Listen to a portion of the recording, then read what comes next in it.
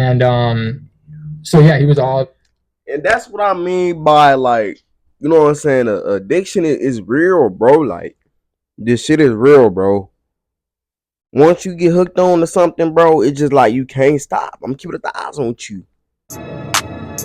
High in the palace, take the pounds, I'm high in dollars. Know that car ain't got no mileage. Bitch, I'm booted off for Molly. Got the munchies, I'm eating Takis. I'm just being honest. See my dreams, know I'm chasing. Told my mama I'ma make it. Every risk, I take it. Risk takers, ain't no snaking. Woke up, ate me some bacon. Then I played the PlayStation.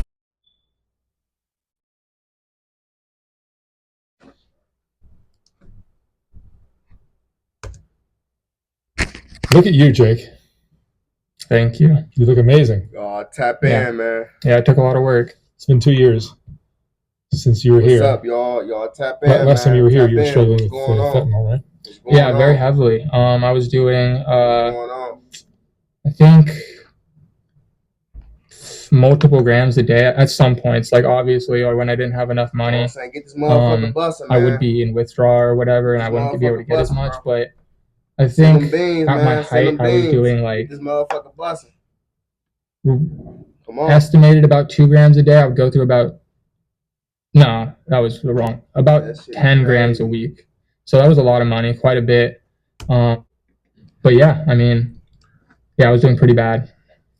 What got you to change your direction?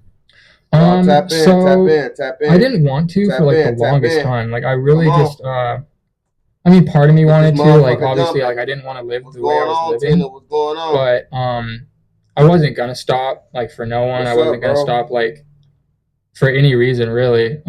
I thought I was gonna die using it, and honestly, like, at the time, that was what I wanted. Like, I didn't want to keep living, and but what got me sober was just kept getting worse. I started, like, okay, so let me tell you the actual story. Y'all get this motherfucker. I went into withdrawals really bad, and I had to go to the hospital because it's pretty embarrassing. But I went into withdrawals so bad that like my dad found me like incoherent in a puddle of my own shit and piss, and so yeah, he was all. And that's what I mean by, like, you know what I'm saying? Addiction is real, bro. Like, this shit is real, bro. Once you get hooked on to something, bro, it's just like you can't stop. I'm keeping the eyes on you. Then it's like when you lost in the sauce, it's like, you know what I'm saying? It's a slight chance of saving you, bro. Or unless you really want that help. I'm keeping the eyes on with y'all. You know what I'm saying? So I'm gonna go ahead and congratulate this brother for at least trying to change. You know what I'm saying? Because this shit is hard. Like, this addiction shit, I ain't gonna sit up here and cap to y'all. Like, this shit is hard, bro.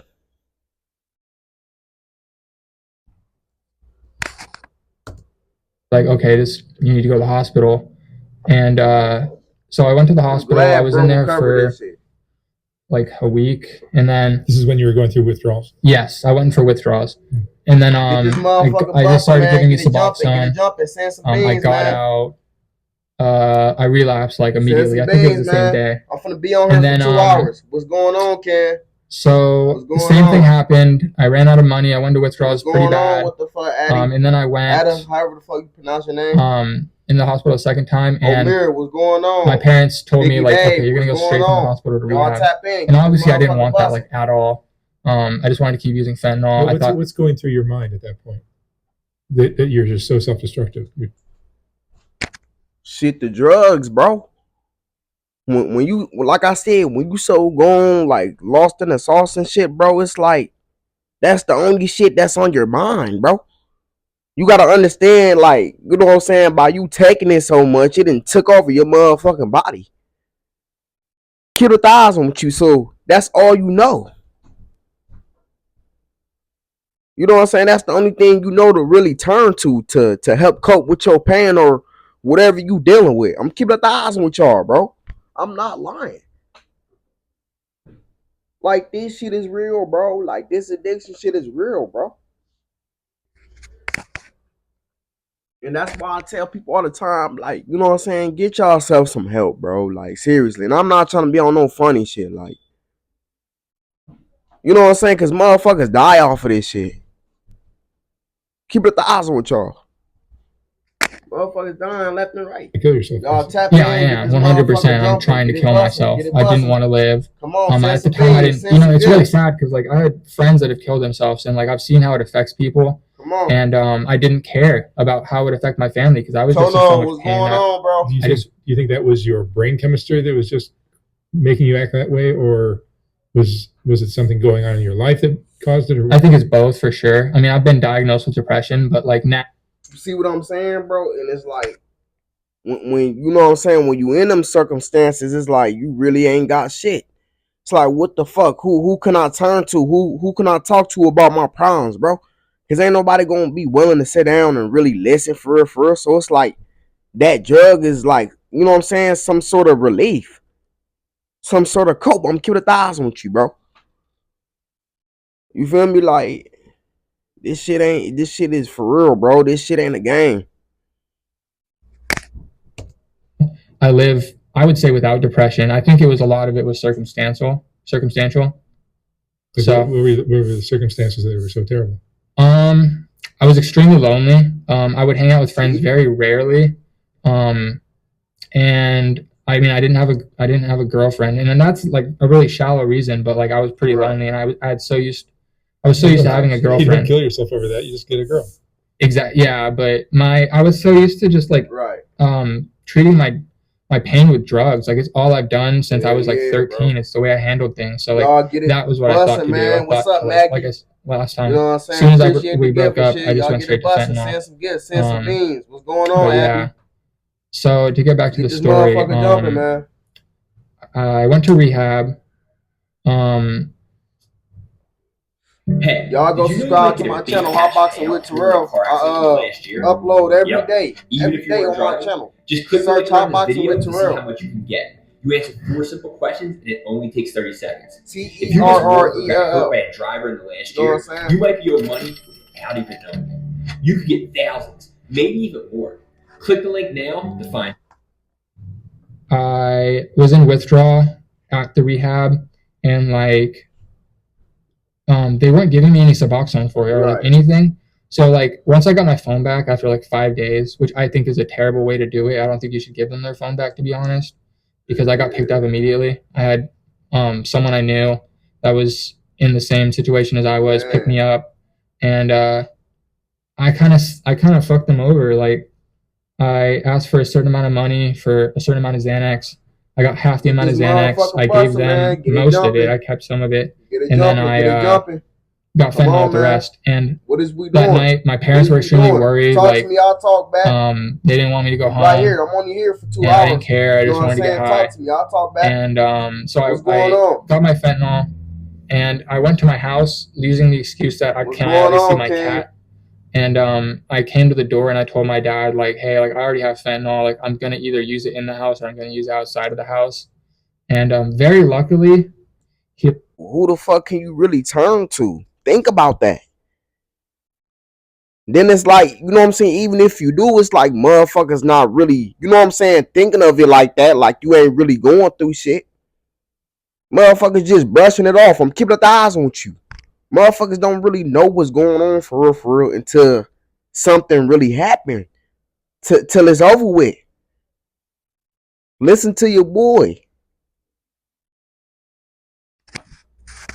You know what I'm saying? His pops should have been right there talking to him, like, you know what I'm saying? Spend them some knowledge and shit, bro. You know what I'm saying? He shouldn't have to fight that depression alone by itself, bro.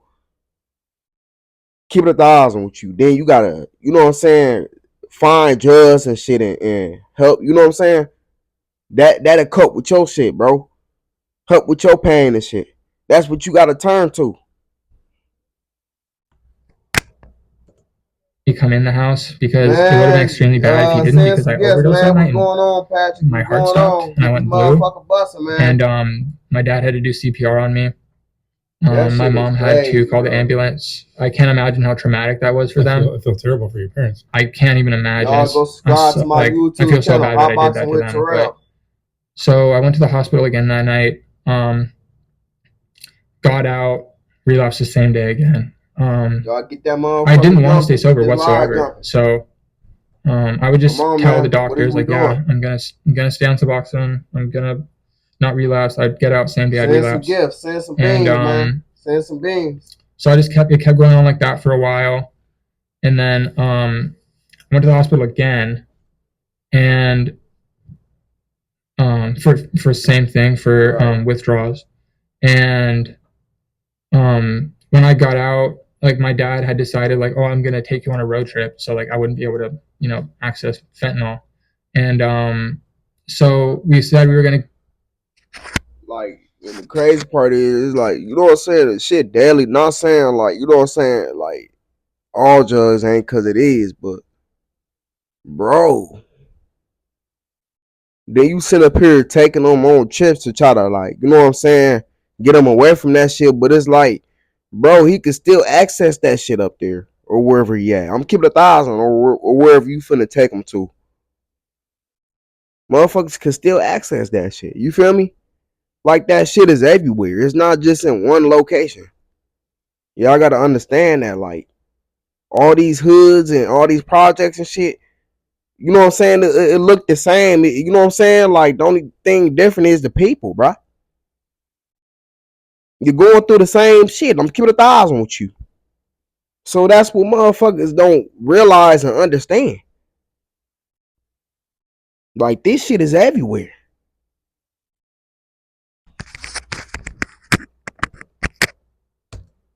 Like the next day, get this motherfucker got out, busting, get it jumping, man. And get it jumping, get it busting, man. I was taking Suboxone at the same time, and I didn't know like how they worked together. I knew something about precipitated withdrawals, but I didn't know exactly how it worked. And so I went to precipitated withdrawals, and so I would just like go between being in withdrawal from fentanyl to back on fentanyl, and like it was just like a cycle. And then eventually I agreed to go on the road trip a few days later. Come on, man. And it wasn't a good road trip. I ruined it for him, and I feel really bad about that. But if you need insurance from a change in life, like you left your job, got a husband or wife, if you turn 26 and your folks plan to, healthcare.gov is here for you. Check out the website for and I'm gonna tell y'all what it is, bro.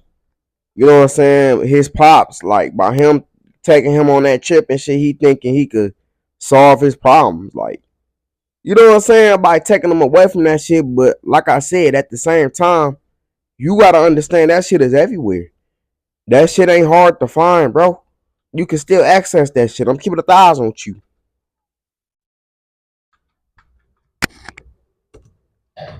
Get 3 days in, get it jumping, I ran out of fentanyl. Come on. And I had taken Suboxone because I didn't want to feel the withdrawals, and I wasn't thinking about going into precipitated withdrawals. And what are precipitated withdrawals? Okay, so if you're on Suboxone, what it does is it like takes it out of your system immediately. Like, it blocks the receptors, so none of the fentanyl left over in your system can get absorbed, if I'm remembering correctly. That's how it works. So like, it completely puts you in withdrawals like immediately, like as soon as it kicks in, like full-blown withdrawals. But like, they're worse than regular withdrawals by far. Like, precipitated withdrawals, like withdrawals on crack, is extreme. It's worst situation I've ever been in. And so I was in precipitated withdrawals, and me and my dad were driving to Oregon, and I already had Xanax on me. Like, see what I'm saying, bro? Like, come on, G. You know what I'm saying? You thinking this whole time you trying to solve his problems and shit. The whole time you not knowing he got pills on him and shit. All time. See what I'm saying, G? When it's addictions like that, motherfuckers ain't finna. You know what I'm saying, bro? Motherfuckers can't sit up here and wean off that shit right away, bro. Y'all get where I'm coming from. Keep it 1,000 with y'all. That's just like if you trying to sit up here and lose weight, bro. Yeah, you might fuck up. You gonna fuck up a couple times, bro. But what you do, you get right back up on your feet, bro. Cause guess what? Failure ain't an option, bro. I'm keeping 1,000 with you. Just cause you had a minor setback, just cause you had a relapse. You got to understand what's going on through that process of that relapse, bro. You got to understand that things are in the workings, bro. Because it's like you don't know what you got in store for your future and shit. I'm keeping it 1,000 with you.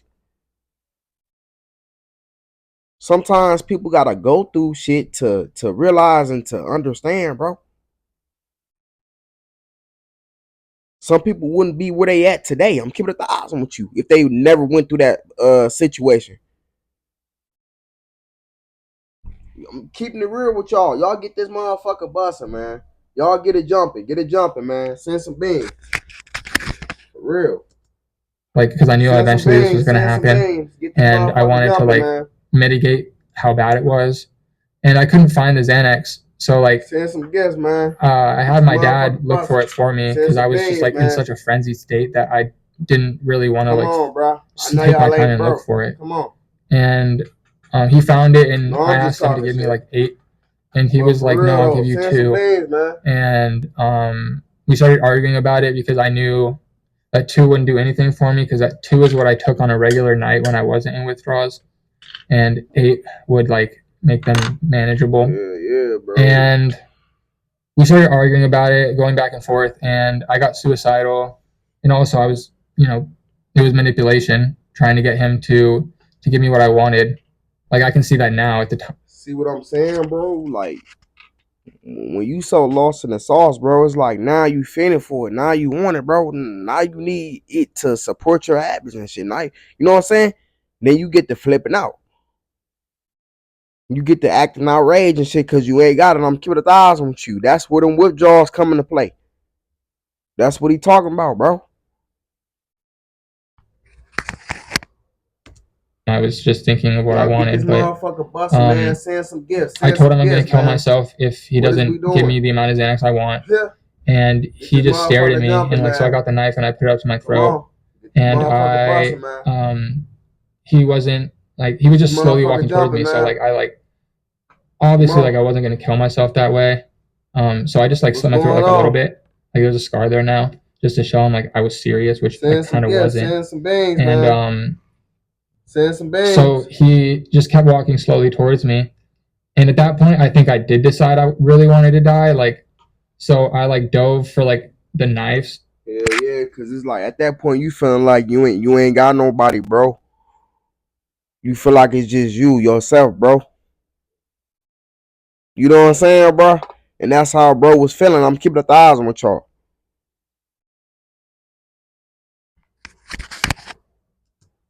And he tried to stop me. Come on, man. And we wrestled over the knife, and it cut his hand like super bad, like from like here to like right here, like deep.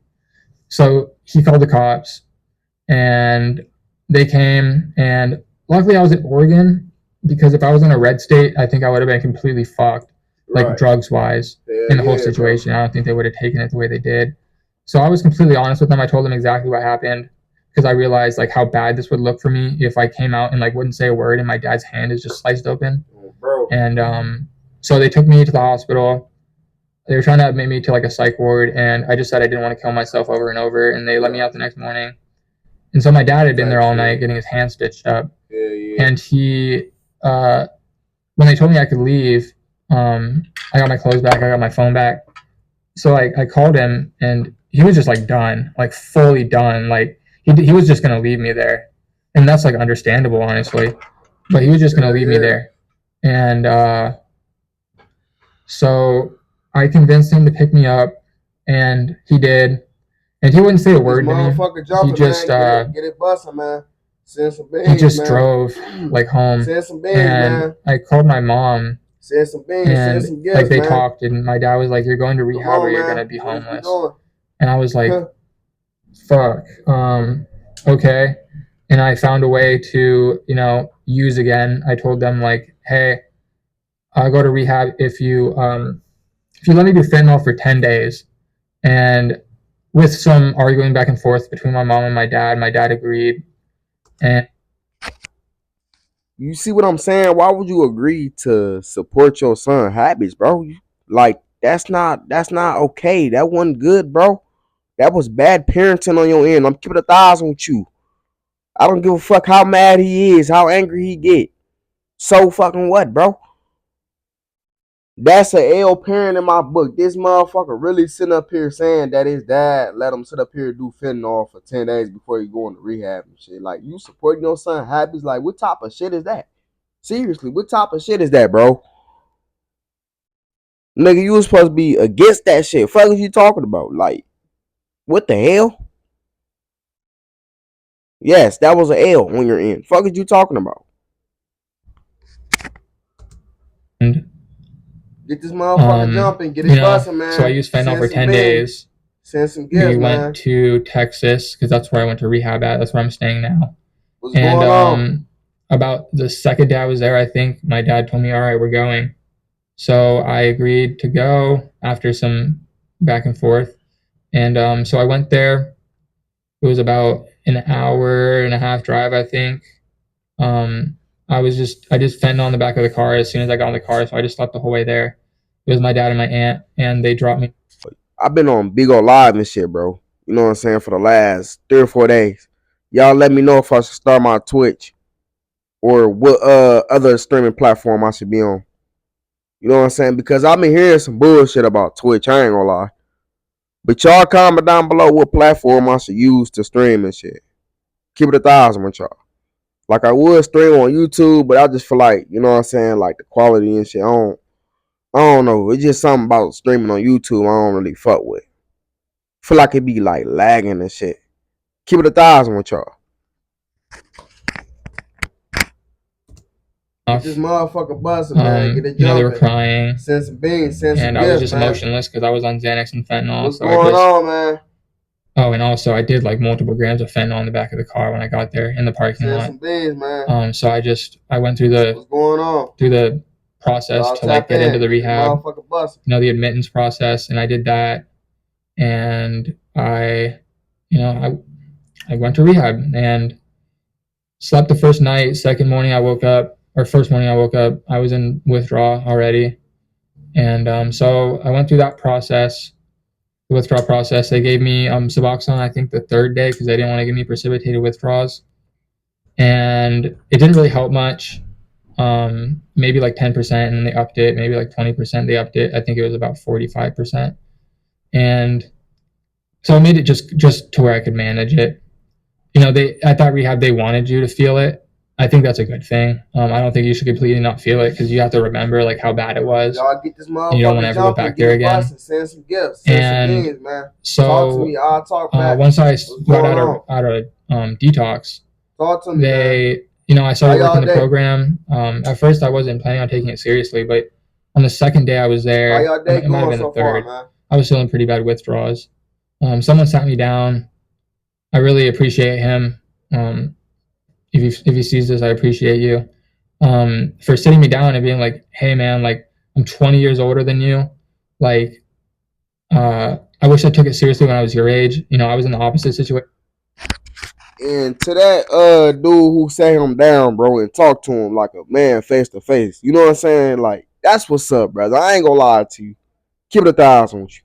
Because sometimes motherfuckers need that talk, bro. Sometimes motherfuckers need that guidance to get back on the right path, to stop doing what they doing, such as the fentanyl, etc. Or with anything you facing, or whatever you got going on in your life. Sometimes motherfuckers need that talk, need that guidance, bro. Rather it's from a little homie, big homie. I'm just saying, bro.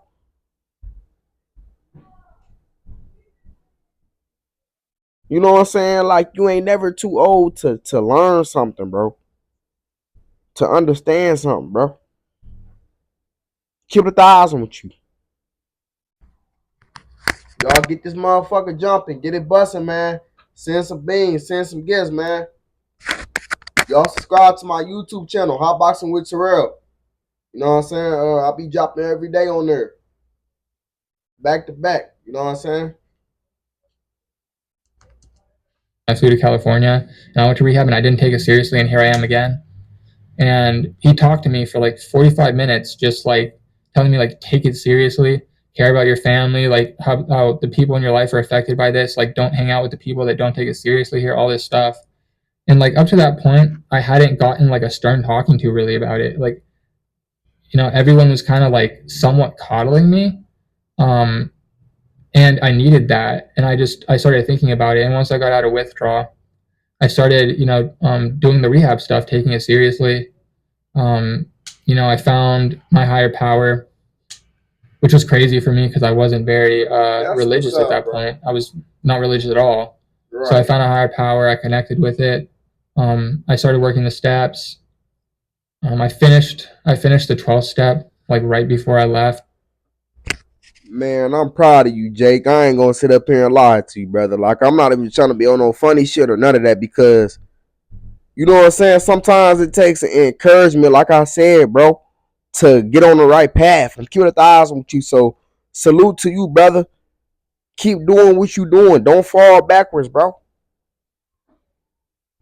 Yes, you're gonna have some bumps every now, but still, bro, never give up. You got a purpose, bro. You know what I'm saying? Like I said, salute to you, brother. Salute to you, Jake. Keep the thighs with y'all. That's what's up.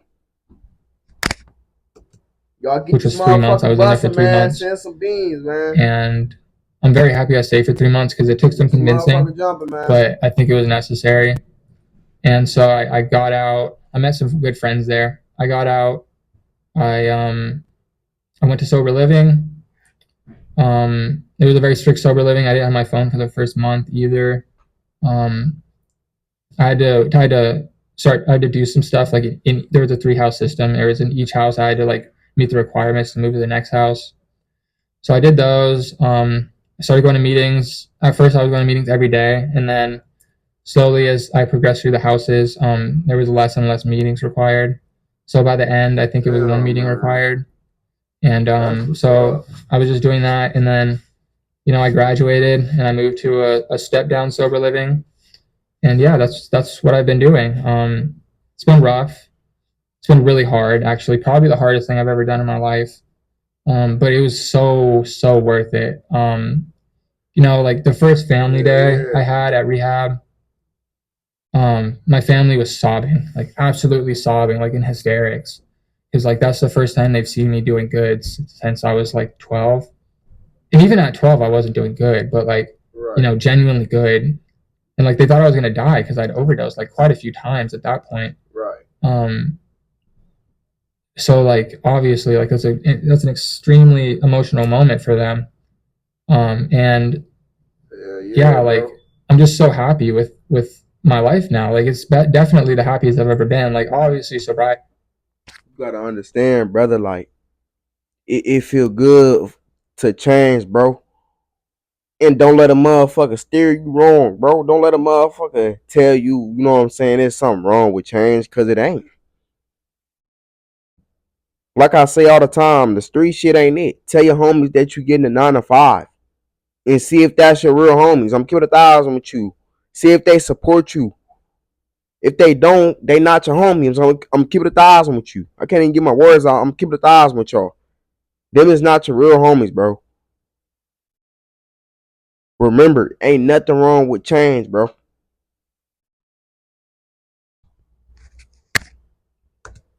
Like completely perfect, but I've gone through some things. I've lost some friends. I hadn't lost friends before going to rehab because like I didn't really hang out with anyone who used like hard drugs. Like I just got drugs and that was it. But like like meeting good friends in rehab and sober living, I lost 2 of them. I hope to lose no more, but how the statistics go. So what's going on?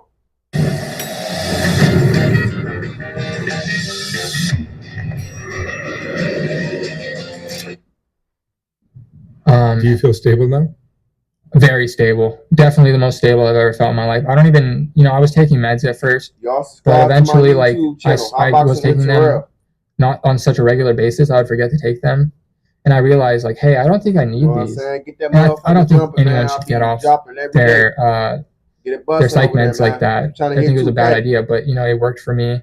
I got off them, and I'm perfectly fine. I'm the same I was when I was on them. If not, I'm a little bit more like here. So yeah, I mean that was my story from last time to right now. You seem happier.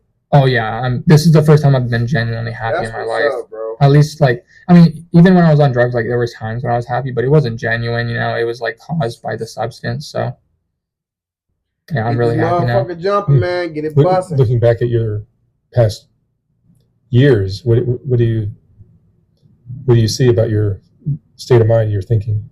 I think that I really kept a victim mentality.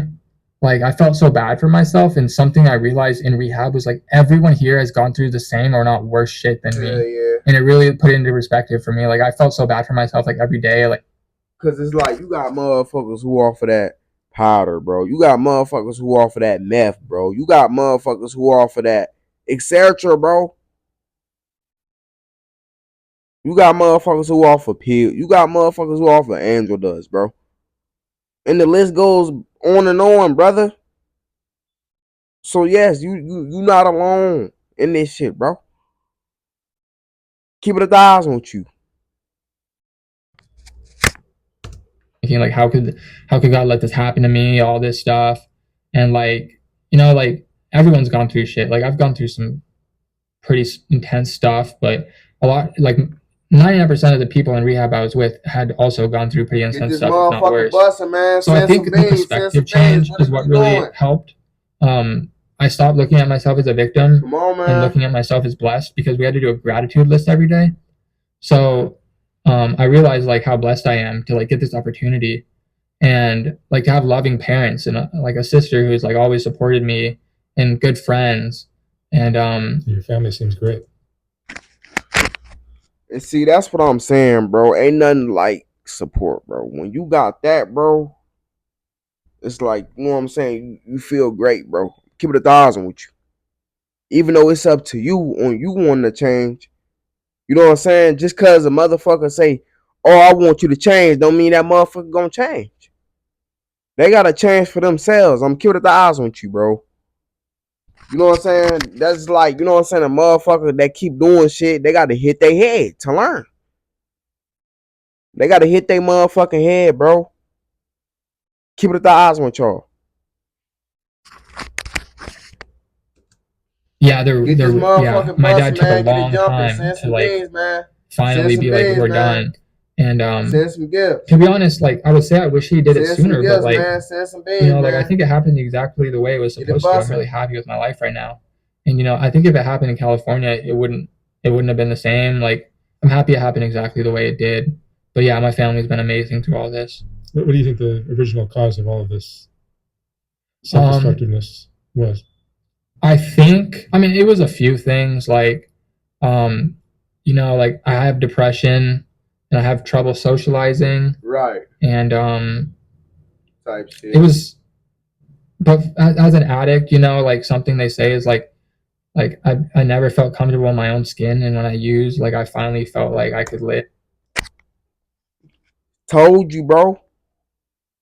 Because like I said, bro, once it took over your body and shit, bro, it's like, you know what I'm saying? It's like you immune to this shit. It's like, you know what I'm saying? You numb, bro. That's how you feeling. I'm keeping it 1,000 with you, like. Some of y'all get it, bro. Some of y'all understand, bro. And that's how it really was with me. Like, like I always felt uncomfortable, especially around people. And when I would use, I would just be able to like live, and I'd feel comfortable in my own skin. And eventually it became to self-medicate to cope with pain I was in. I've gone through some trauma, like I've lost friends to suicide. I've had some sexual trauma. Come on, man. And just not. And see, that's what I'm saying, bro. Like shit like that'll make you want to turn to shit like drugs and shit like that. I'm keeping it 1,000 with you. Cause like I said, everybody needs something to cope with, bro. Like everybody got ways, bro. Different ways to cope with. You know what I'm saying? Y'all get where I'm coming from, bro. Motherfuckers got different ways of how they cope. Keep it 1,000 with you. It ain't gotta necessarily be drugs, bro. Motherfucker could be eating a lot. Like I said, to cope. Motherfucker don't have to eat at all to cope. See what I'm saying, bro? Shit like that, bro.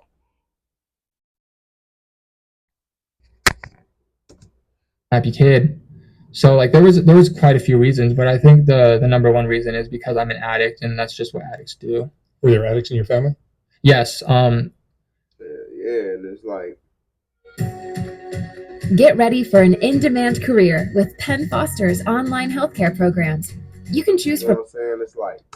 It's like when you exposed to that shit, it's like, bro, you get curiosity, especially if you a child. I'm keeping the eyes on you, bro.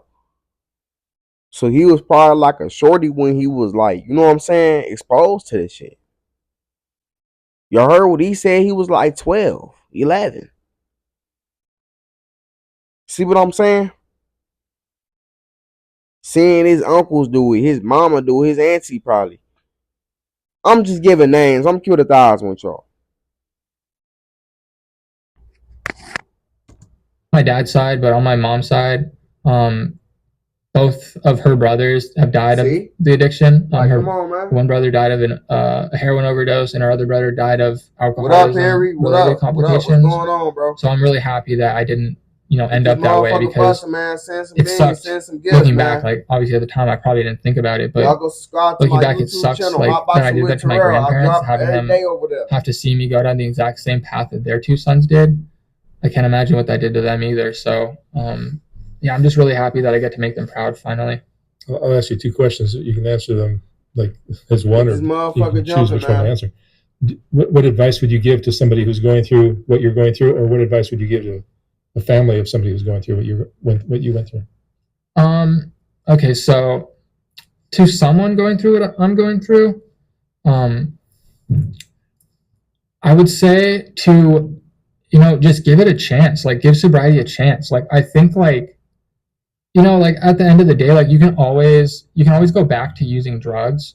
Like if your life is shitty or sober, which I don't think that will happen, you can always just go back to using drugs. But like, give it like a year. Like, get sober, like go through the withdrawals, like however you got to do it. It's going to be hard, but like it's so worth it. I promise you. Like, anyone who's gotten sober, like, yeah, we still go through problems, but we're going to tell you our life's 100 times better.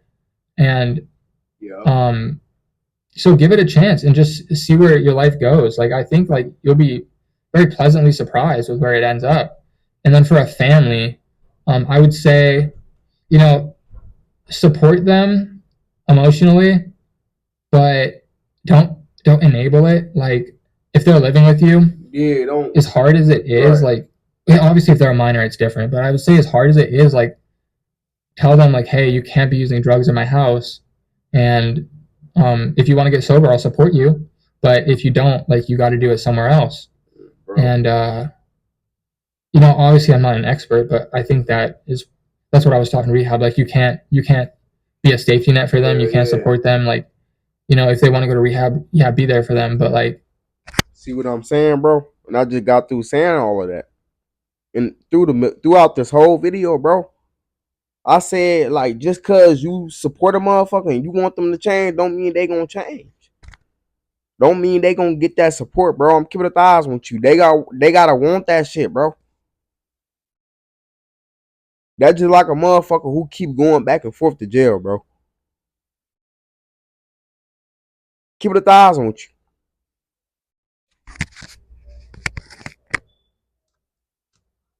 And you can still be there for them when they're in their addiction, but don't financially support them, don't house them, stuff like that. And I know that might seem very like very harsh, but that's what I was taught. And like usually that's when people end up wanting help, because if they're still living at their family's house and they're supported, they don't have any reason to want help really. Everything's already provided for them.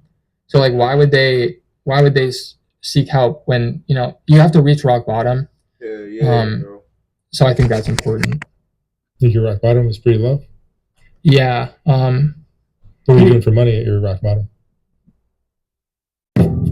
These mushrooms make you feel better, like a lot better. Illegal activities. Oh man. Yeah. I don't really want to get too far into it, but how y'all day going so far? Yeah, I mean, I never did anything that crazy. Like I never did any sexual things for money. I'm very happy I didn't. You're lucky.